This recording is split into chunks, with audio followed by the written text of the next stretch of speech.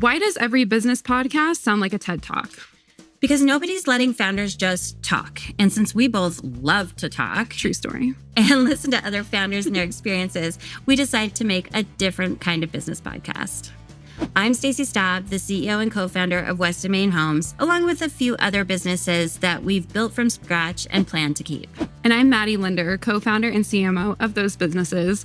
And we've known each other long enough that we can talk about anything. With each episode, we bring in a founder who's building for the long game, and we just talk about the real decisions, the hard pivots, and the stuff that doesn't make it to the rails. And we are your best friends in business. Your best friends in business with Stacie and Madie. The best advice you ever had, so you won't have to ask your dad. Best friends.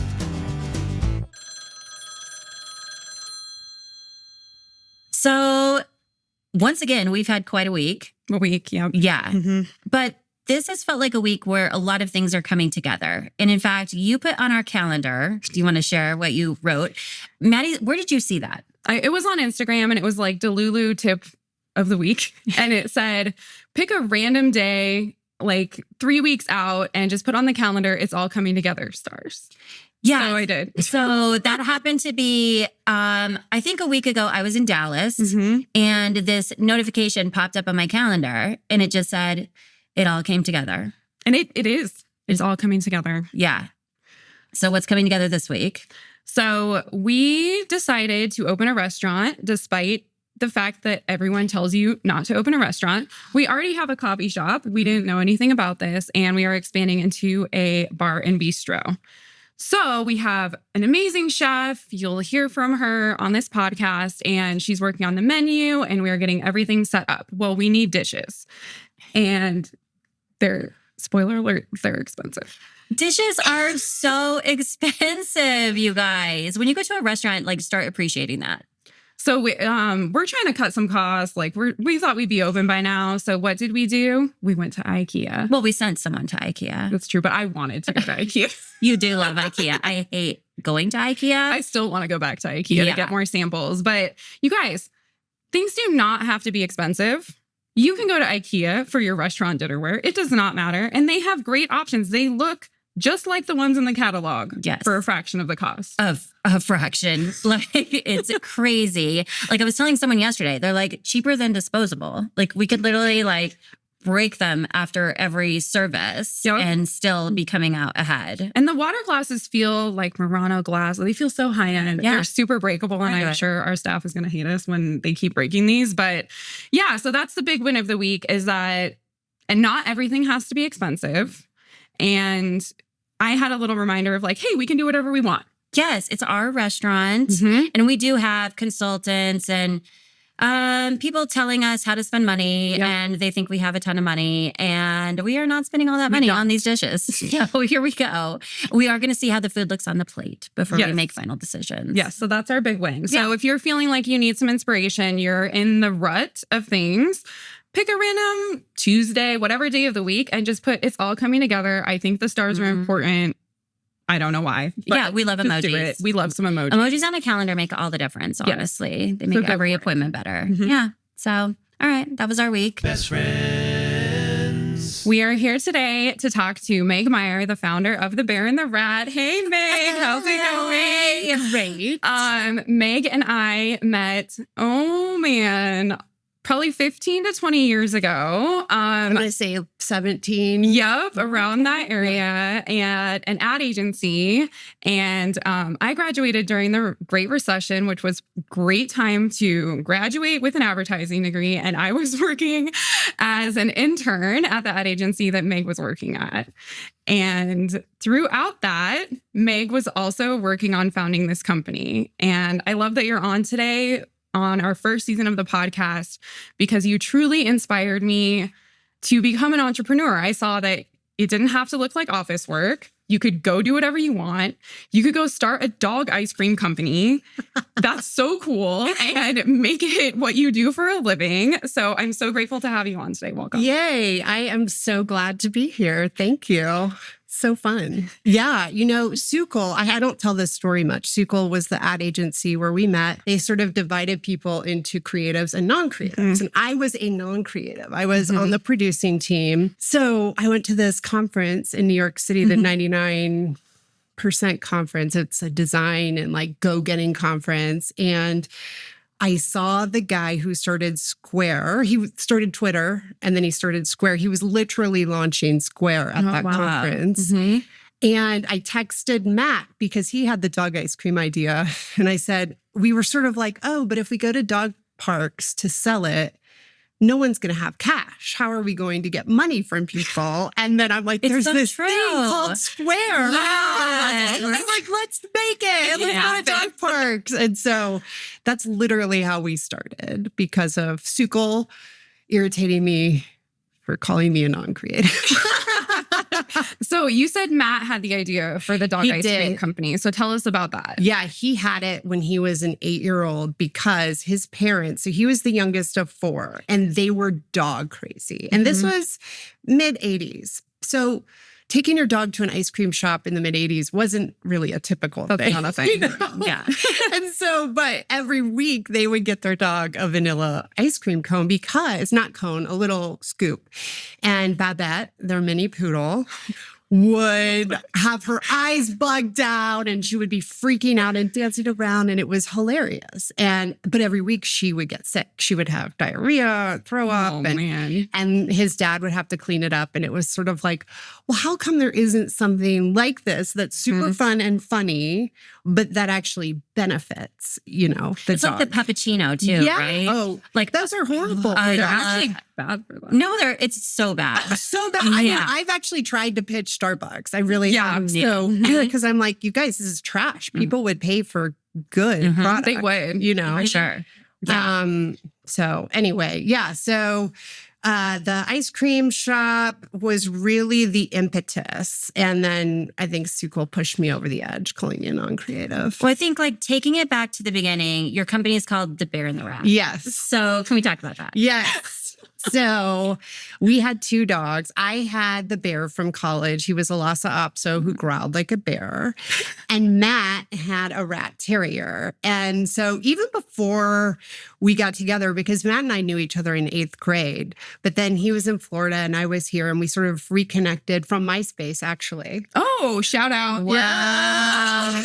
Are you even old enough to know? I did not. I know about it. I did not have one, but I loved MySpace. It was fun. simpler times. Yeah, simpler times. And so we reconnected and we were like, well, if we're going to do this, our dogs have to like each other. And they were besties. Oh, I love that.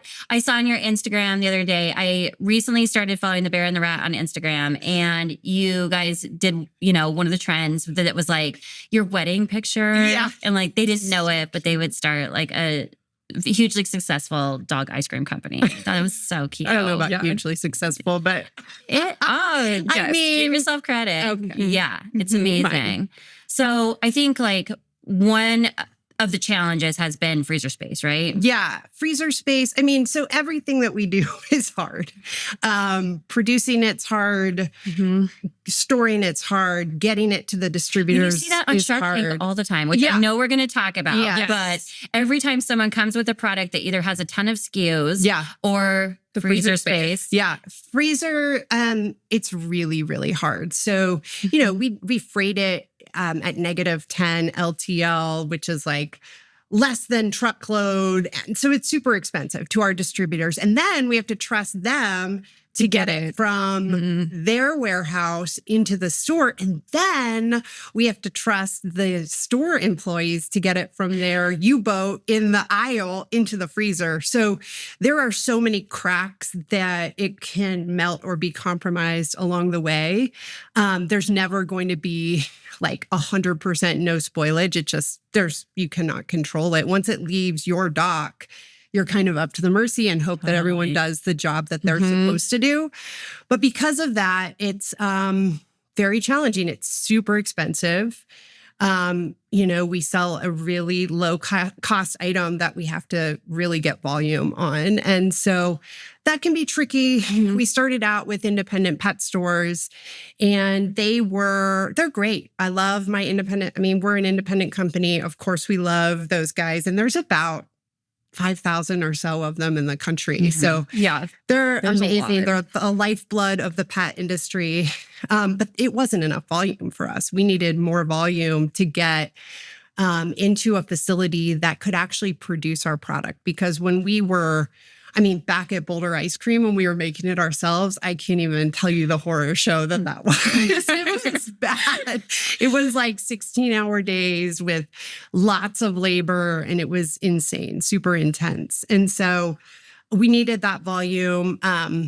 Actually, I left. I went and took a marketing gig, and I'm like, I don't know, the Bear and the Rat. We tried everyone. We called everyone, every ice like cream looking for company. investment or strategic looking for someone who partners. could make it. Oh, okay, gotcha. Because Like a manufacturing partner. We had two options. We could either open our own facility, and we saw people doing that really badly. It's really hard. Like having an especially ice for cream ice cream. facility Yeah. is kind of like, you must have done something bad in another life, because it's kind of like a horrible, horrible job. You're like, Oh, no. Sounds sticky.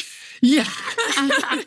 It's just bad. And like everyone had to have co-pack. They all had to have clients. And we were like, we don't want to make it for anyone else. How are we going to have this? Like, we can't do that. Take that off the table. So we literally called people all across the country. We called even Ben and Jerry's, who now copied us and we talked to the CEO there. So, it's crazy, but it is really, really hard. You have to have very specific machinery. If you look in an ice cream freezer, only a couple of huge guys have the little cups because it's difficult to make at velocity. So you guys were looking for that solution, and is that when Shark Tank kind of came into this was play? way after Shark Tank. Okay. No, Oh, Shark wow. Tank was in 2012. Wow. That's early Shark Tank, guys. That's very Shark Tank. So who was on your episode? So we had the Scrub Daddy people right before us. Okay. Which is one of the most successful pitches. Yeah, I so, scrubbed down. Yeah. And did you have the original lineup, like Barbara, Mark? We did not have Barbara. I feel like that could have made it. Yeah, because Barbara loves dogs. For sure. For sure. Yeah, because we had Lori, and she was e-com, and you're not going to move frozen. No, you're not going to go on Right. QVC. Especially not back then. No. Like I do order Jenny's ice cream now. Yes. Online. And it's so awesome. Still, because we have such great distribution now. We're Petco, PetSmart, independent pet stores, Whole Foods, Publix. Wow. We have such great distribution that we don't really focus on e-com at all, because it's still ridiculously expensive to ship. And so we did a little stint with that. But back at Shark Tank was great. What Shark Tank did for us, what it allowed us to do was legitimize what we were doing. And it allowed distributors to look at us differently and say, okay, well, we'll give them a shot because they at least have people who want their product. And so if you're a frozen brand and you don't have distributors, you really don't have anything. And we didn't have any distributors when we were on Shark Tank. So that was kind of the stepping stone that Shark Tank was for us. And that was great. So even though you didn't put together a deal on Shark Tank, did that help you find those people? Yes, we did bring on an investor from the Shark Tank show, and they're awesome. We still are with them today. So that's a father and son team. And yeah, we were really lucky that they were dog lovers and they saw us and they called us during one of our re-airs and we talked to them. And yeah, that was that with those guys. I just think it's part of the struggle for any startup. But when you're looking at that, like, okay, you're selling in dog parks and that's cool. But like, then how do you turn this into a legitimate business? And there's always this crossroads where you're like, okay, we can take on investors, which Madie and I have definitely looked at different points. Yeah. And then what are you giving up? And like, what is the like cost benefit, you know? And so for you, I would say like, what was the biggest like benefit of bringing them on? And then what was like do you have any kind of like, I wish this wasn't how it was? Well, we just couldn't have gotten to where we were without those guys. And it's not like we took on a huge amount of money, because if you look at other ice cream brands, we've taken a very small amount of money. But it allowed me to go work full time for the company. So if I wasn't out there hustling and getting all these independent stores on board that we could now service across the country, we wouldn't have had a business. So, it was stepping stones. So then, after I started bringing on the stores, then Matt was able to come on, Yeah. So that's really... Was that an equity trade, or how did that come together, if you don't mind sharing? Yeah. I mean, it was a long time ago, but it was, I don't remember if it was a promissory note. I don't think it was a promissory note, but we did that with friends and family. We did a really small raise where we said, hey, we'll give you back interest. And we did. We paid all of those people back. But no, this was an equity thing. So they still have a stake in our business. And when we couldn't find a manufacturer, going back to that, and we were calling everybody, what we decided to do is kind of crazy. So I had this other gig. I was the marketing director of a cookie company in Boulder. I basically was like, whatever, I'm done. Yeah. And Matt was like, you know what? I'm just going to call Publix. And so Publix is a Southeast chain. They have like 1,200 stores in the Southeast. And he kind of kept calling the pet buyer. And one day the pet buyer called him, was like, it's the ice cream buyer you want. And so he gave it to him. They're actually really nice there. And so he gave him the number, and Matt called and was like, hey, we're going to be in town. There's two huge trade shows in the pet world. One is in Orlando every March. So he's like, we're going to be in this, your area. It was literally like 20 minutes away. Can we stop by? And so I went down for the day with him, and we went into there and we gave a really great pitch, knowing that we could not produce for this account. Don't make it till you make it. And I love that. That was kind of it. And we left, and I resumed my work, and we did the trade show and everything. And then maybe 3 months later, he calls me on my cell. I was at my job. And he's like, hey, I'm going to give you guys can produce this, right? I'm like, yeah, sure. Totally. And he's like, well, can you do the banana? Because at the time we had the pints, and we knew that the pints were not the right format, but they were so much easier to produce than the little 4-packs in the pack. And so he's like, make the banana into a 4-pack and do the bacon into a 4-pack. And so I'm like, cool, we can do that. No problem. Sweet. And it was a pretty short timeline. I'm going to say, because he was cutting us in off cycle. So that's another thing in the CPG world.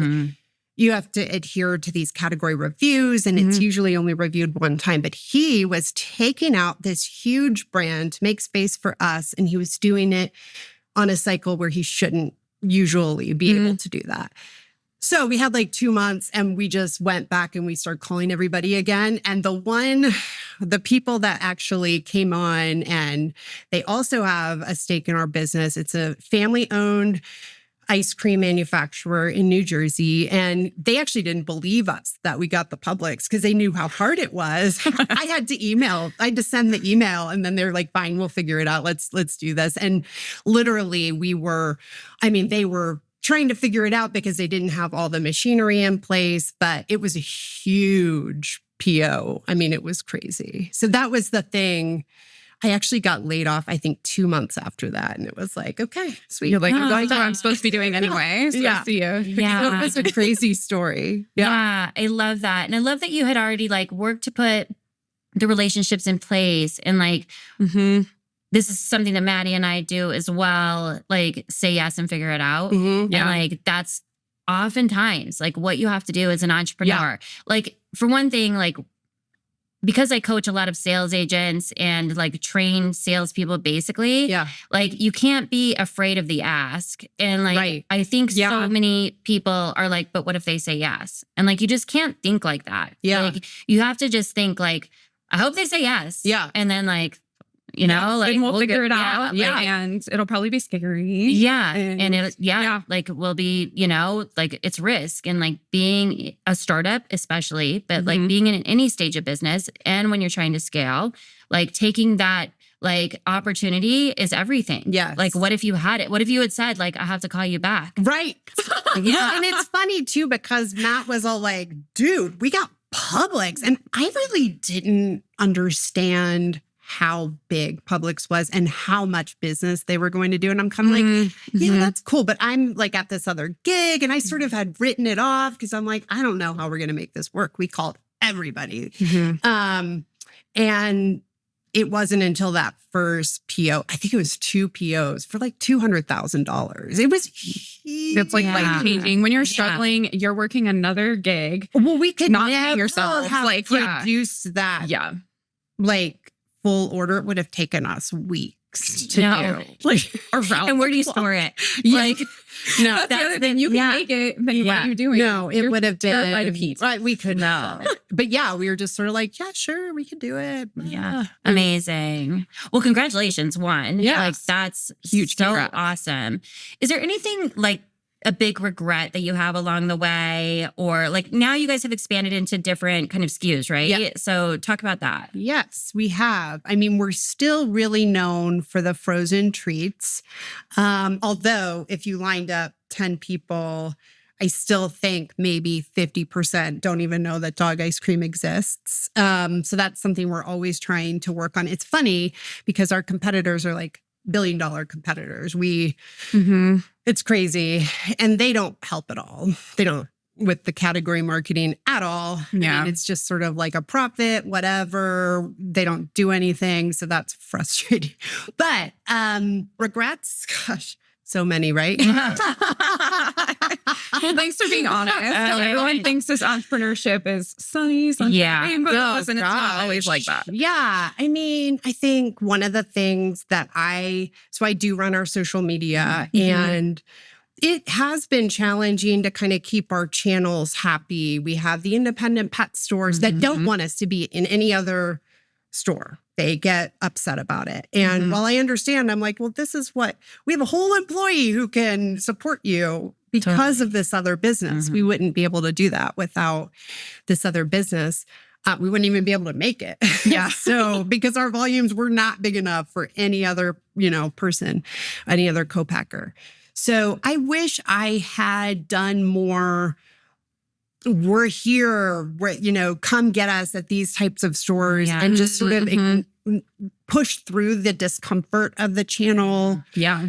And knowing that you can't please everybody, because I think, still to this day, we'll get independents who get upset with us, or we'll get whatever. We get people who are upset with us because you cannot make everybody happy. And you can try, but it's not, you're never going You can't live your life that way. No. We think about that a lot. Like, who's your ideal client?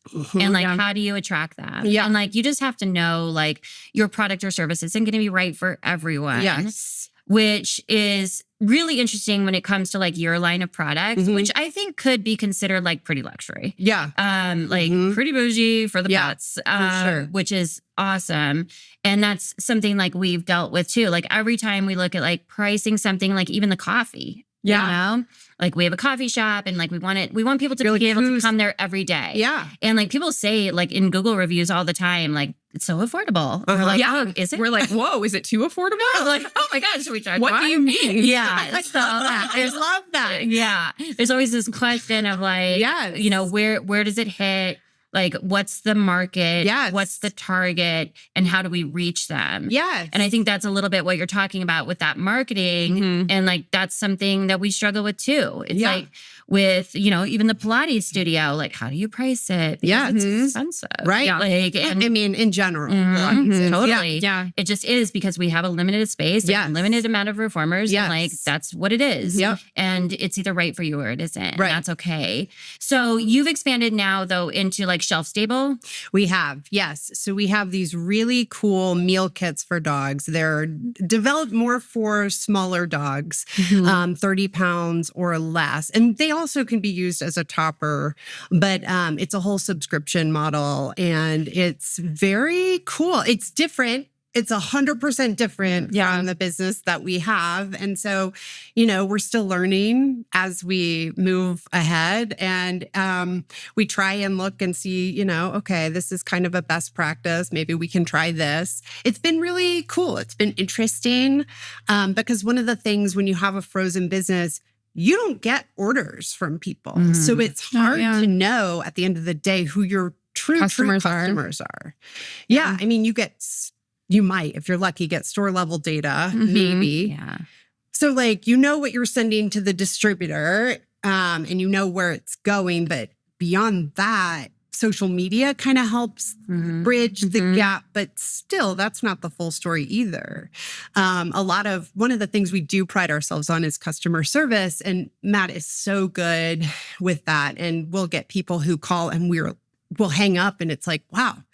Didn't think that was our target customer, and it's like you just never know, crazy. Right? Where people are going to find you and who your fans are. Yeah. So that is something that's frustrating about Frozen and difficult.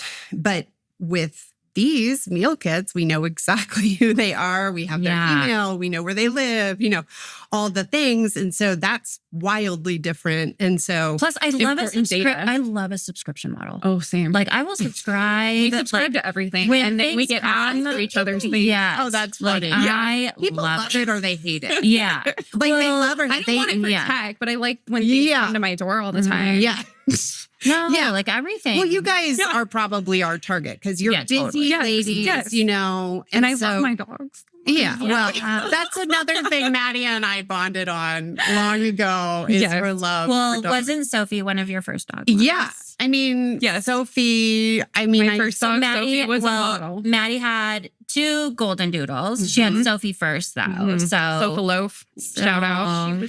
She was in some ads for the Bear and the Rat, right? When you guys were doing Shark Tank. Yeah. I was like, you're a star. Oh my gosh. It was amazing. I also loved because it was the farmers market ones. Yes, right? The farmers market ones. I also loved when we were talking last week about how one of your investors, it has to go through Cavatappi. Oh, yeah. Taste test. It's good enough for Cavatappi, which is a great dog name. Yes. They're Italian. So Cavatappi. I just love it so much. Yeah. I know. It's so funny. And actually, Cavatappi can't have peanut butter. Oh. So, she can only have she's pumpkin. bougie enough to not have, she has a peanut butter allergy. She is bougie for sure. This is a very well taken care of dachshund in New York City. Oh, I love that. Shout out to Cavatappi. Yeah, she's so sweet. Best friends. So I have to ask you, Meg, do people still recognize you from Shark Tank? Because it was like an early season of Shark Tank that is in lots of reruns too. Yeah, I know. It's crazy. And so do people still recognize you from it? And also, what's like the most bizarre thing still about Shark Tank? Oh, man. They don't usually know. They don't recognize us, but we do still hear, oh my gosh, you make dog ice cream. You guys need to go on Shark Tank. And Matt and I are like, we have PTSD a little bit. So we kind of probably don't talk about Shark Tank as much as we should, right? Because we're like, it gives me our kids have literally just seen it and they're 13 and 11. And I was pregnant with my 13-year-old when we were on Shark Tank. So if that tells you anything. So yes, they will ask, they will say that. And we're like, yeah, we were. Look it up. Bear and Rat. But let's see, what are some of the crazy things? There were lots of crazy things that happened on Shark Tank. In the craft services room, they have little blue gummy sharks. That's actually so fun. I know. They have a therapist you have to see at the end. They have like to download, but you cannot leave unless you visit this therapist. Is she trying to sell you additional services, or she just wants to make sure you're not going to go jump off the bridge on the way out? I think that. Yeah. Liability. Oh my God. Yeah. Oh, I've never heard that before. Yes. They also had, because we had the Bear and the Rat with us, they did have an animal animal wrangler Oh, there because in LA you need that. Yes. On our dressing room doors, so they changed the name of the company slightly so that if a shark happens to walk by, they're not going to be like, "Oh, let me see what the bear is." And your revenue and like all of that. Right. Okay. Toy names. Yeah. I think we were just the bear. Which is so different now, that show. Yeah. I know. The bear. I know. We keep hoping, we're like, maybe they'll just have some frozen dog treats on the Right? The Totally. bear, having the bear and the rat. Totally. Are you in touch with anyone still from that you like No. developed a relationship with? So that's not true. There is the secret Shark Tank Club on Facebook, which is like everybody who was on it will get into this group if somehow they're invited. There are some rules, like you can't talk to a shark about the content because sometimes people are saying, "Oh, this happened," or something that does commonly happen is it will look like you made a deal with a shark and then it falls through. There's stuff like that happens that they don't want to get out. Then, people will just have general, "Hey, I worked with this really good company. You guys should check it out if you want this." So, yeah. I love how it's kind of like Fight Club's, like, don't talk to the sharks. Yes. Don't talk about definitely your like deal with the Fight shark. Club. What happened there stays there. Yes, it totally is. And one of my favorite stories from Shark Tank is, so we had this, not only do we have an animal wrangler, but we had like a PA for us because you're not supposed to talk to the sharks prior, right? And we're on a Sony Studios lot where they shoot movies. And so Matt was dressed in a full-on soda jerk outfit. And he was like, "Well, I need to take the dogs out to go to the restroom." So the PA went with him. And then he just started slacking. Like Matt just wandered off. And I don't know where the PA was. And he had the dogs. Robert Herjavec came up and was like, "Oh my God, is that your dog?" And he just assumed that Matt was on A set? another movie. Yep. Yes. And so they're talking and he had his Gucci loafers, no socks on. They were red. And he was just obsessed with Laika, loved him, the rat. And so, yeah, that was a funny moment. And then the PA noticed that Matt was talking to him and he like rushed over him. He's like, "Oh no, I'm not talking to my dog." And Robert got all like flustered. And yeah, it was this whole thing. So can't talk to the sharks. But we did. And we still made it because you can go out there and they can deem that you're not interesting enough for TV and they'll send you home. That's such a bummer. Like, I almost was on Shark Tank. Yeah. That is a bummer. It's like, that's the thing. People will call and be like, "Well, what can I do to get?" I'm like, you need to be interesting for television. That's what you need to do. No, it's like all the people that have applied for like The Amazing Race and they've applied 50 times. It's like, we'll do something different. Like, clearly you are not interesting make a better enough. video. Yeah, totally. Yeah. I do think you have to be. I mean, we've seen some awkward people on Shark Tank. True. They do like that. Sure. Yeah, especially like sciencey nerds. Yes. Like they're clearly not TV ready, but like they're really brilliant. Or whatever. Yes. They might get a deal. They might not. Yeah, like billion or whatever. Yeah, or whatever. Yeah. Okay, I think that brings us to like this group therapy section of our show. Cool. So, our question today is like, how do you convince people that their dogs need probiotics?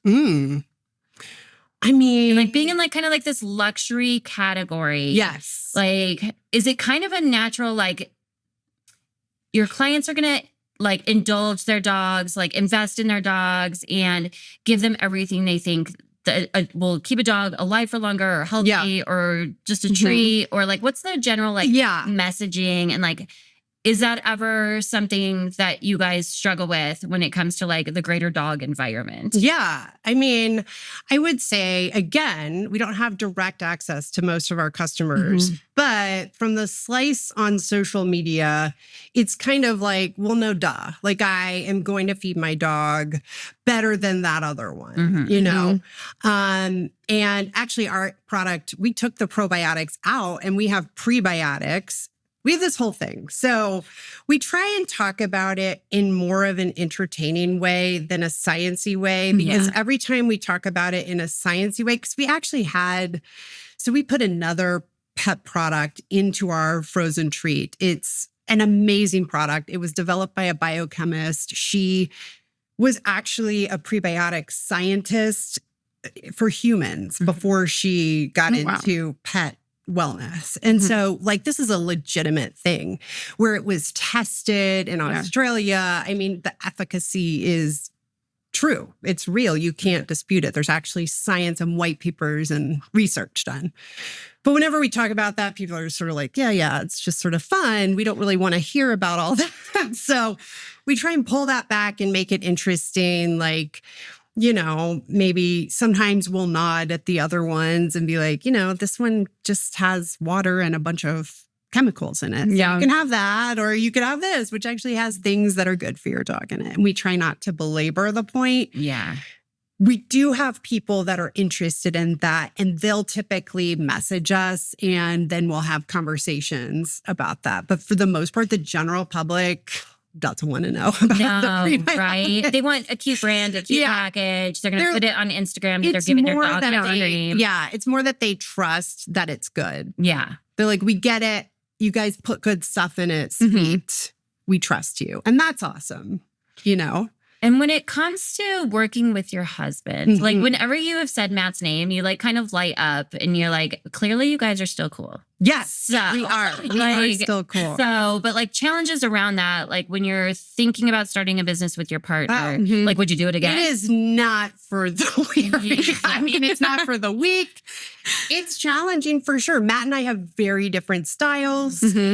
I can sit in front of my computer all day, every day, and be fine. He does not like that. He likes to actually be in front of people. He likes to sell in front of them. He likes to get in front of the customer, where for me, that's kind of my nightmare. Like we were just at a Huntington Beach Wiener Fest on Saturday with like 20,000 people. And for me, I'm like, this is a lot. And Matt thrives on it. So we're very different.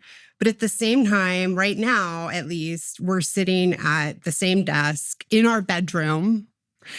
And it's a lot. We were talking earlier, you still need to move, and we know realtors. Yeah. It's true. It's true. It's a lot. And there are some days where we're like, oh my God, no, would I do it again? I don't know. Knowing everything that we know, it's amazing that we've made it through. I mean, for real. I mean, so hard.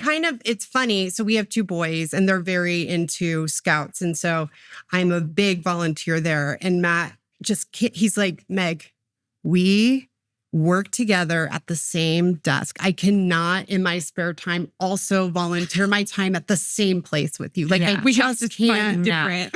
I cannot do it. I'm like, that's fair. I mean, he literally has a closet that he soundproofed where he plays music and records music. So that's what he does. So setting Meg and Matt up on a home search. I know. That's what we're doing. ASAP. We need it. We need an office for sure. So if you ever exit, like, do you have an exit plan? Yeah. I mean, look, we've been doing this a very long time. Totally. And it can be really tricky, really hard because it's a marathon, right? Yeah. We have a lot of challenges. We have seasonality. We have crazy competitors that have cropped up. We have retail buyers who will round out in and out. Oh, this one hates dogs and doesn't understand why it's in the set. Oh, let me show you the data. Still doesn't matter, you know? So like we have a lot of challenges, and that's one of the reasons why we were like, okay, well, let's start building this other thing because this is a really tricky, you know, job. But at the end of the day, I mean, there's a few possibilities that we have in mind. I think we would exit, and I think it's mainly because we do have investors, two families who are with us. Now, they don't push us. They're actually really cool. And we've gone through a lot with these people, you know, like we've had really good years and then we've had some really crazy years, you know, and we're just sort of in it together. And so that's good. But yeah, I can definitely see us exiting. I could see one of our competitors saying, yeah, like let's get into the better for you Yeah. space, Market. because maybe our product isn't the best. Yeah. It's more for the masses, and, take that market. So that's a possibility. And, Matt and I do have ideas. I think we will end up working together again. So I think we've just sort of figured it out. Yeah. Yeah. I mean, why not now? Yeah. You know, at this point, we've made it. like, what are you guys through- going to do? Like, sell and then go get corporate jobs? Right. It's Yeah. a stretch. Yeah. Yeah. I think it's hard to go backwards. Yeah, and, for sure. And like go back to working for the man. And Yeah. we're Once not, you're your own boss, it's hard. it would be hard. And we're not, I've had some luck along the way. Like when I took that one gig, there was an amazing CEO who had a corporate background, but she just was super, she thought outside of the box and was like, yeah, I need like a go-getter. That's what I need. I don't need someone who's super polished and, corporate. So there are people out there and there are jobs like that. But I think at the end of the day, we probably would work together and we would do things differently for sure. We probably wouldn't take on investors the second time around. But hopefully you wouldn't have to. Yeah. And even though like we have loved our investors and we have really good relationships with them. Yeah. You don't have 100% control. It is, it's a give and take. It's a relationship and, Totally. for good or there's pros and cons. We never could have done this without them. Yeah. So there's that. Are your We're boys grateful. boys could take over the business? That's our joke. See, that yeah. Our kids are going to take over all these We would businesses. love that. I just don't Duke it out. see it. I don't see it happening, but they would Yeah. absolutely love to. Mhm. Yeah. I have very interesting boys who so this summer we've challenged them to, with AI and everything, we're like, you guys need to learn skills, like as many skills as you can. So we've basically said, okay, what would it take for you to become millionaires by the time you're 18? And like, let's start building that. So they're both like artsy. And so they're trying to like the one is building like collectible cards that he's going to sell on Whatnot. And the other one is like doing basketball art that's sort of poppy with like some pop art with sort of an edge, music in it too. And he's going to try and sell it. We're like, you have to learn how to sell, like, period. And then that's at least something that you can do and then build from there. So, yeah. Those are great life skills. Yeah. Yes. I think like kids that grow up with entrepreneurial parents, I think they either go one direction or the other. Like either they're like screaming. absolutely They're like, not. just so fast. Yeah. Like show me the check. Yeah, they're like, yeah. you never could relax on vacation. Give me some benefits. Not cool. Yeah. They have seen us. Mm-hmm. Health insurance for us it's a very big thing. So Yes. or they go the same way and they're like, I can't wait to start my own business and I can't wait to take over this business. Yes. And I think that's like what we're definitely seeing in our kids for sure is this like desire spark. to it just I think having the knowledge that you can and like having that like personal proof that like you can do anything. Yes. It It's doesn't something have to look we're a really proud straight of. line. And Yeah. It doesn't have to look a certain way. Yeah. Yeah, we're definitely trying to help them see that. And they do like to watch Shark Tank. I think that's another good teacher is Shark Tank to just sort of watch and be like, whoa, that's crazy. Anyone else? Shark Tank is one of my comfort shows. Oh, yeah. You can just put it hotel in room? the No ABC. doubt. Yeah. You can just turn It's it always on. on. Yeah. Yes. In a hotel room, I like it, but otherwise it gives me PTSD. Yeah. I bet. We didn't have to like meet sharks. No. We don't have that. Otherwise, I'd probably watch it more. No, I can watch it all day long. I love it so much. Yeah. And it's such a pleasure to meet someone who's been through it. Yeah. So thank you for sharing so much of your like, personal story. Of course. This has been amazing. Well, stay with us. We're going to come back for our mantra of the week. Best friends. Okay, so every week, and this is a long, hard tradition of Madie and mine, is we choose a mantra for the week, just kind of to set us up for success, decide what our mindset is going to be. Sometimes it's, sometimes honestly, it's revenge. So It's not this week. not this week. So all right, Madie, what's I guess our... it's along that. It's kind of It the kind same of vein. is. Okay, the Yeah. mantra of the week is it sucks to suck. It sucks to suck. We say this all the time, actually. We've chosen this for our mantra of the week this week because we do have some like challenging things coming up. Yeah. And I think it sucks to suck. Like we take it from two sides. Like a reminder, we don't suck.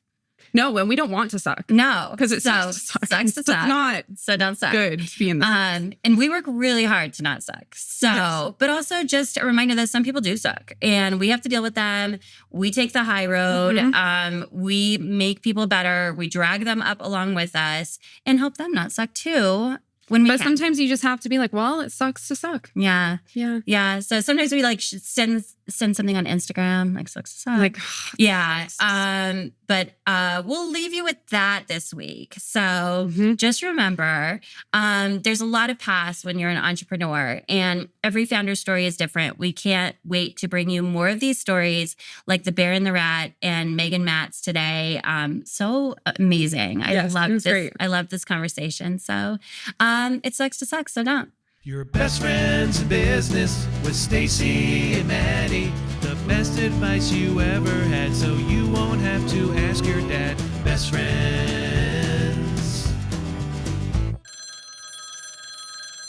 That's all for this episode of Your Best Friends in Business. Follow Your Best Friends in Business on Apple Podcasts, Spotify, YouTube, or wherever else you listen to podcasts. Leave a review if you can. It helps new listeners find the show. Your Best Friends in Business is produced by Weston Main Homes in partnership with Pod People. Special thanks to our friend Dave Christie for the music.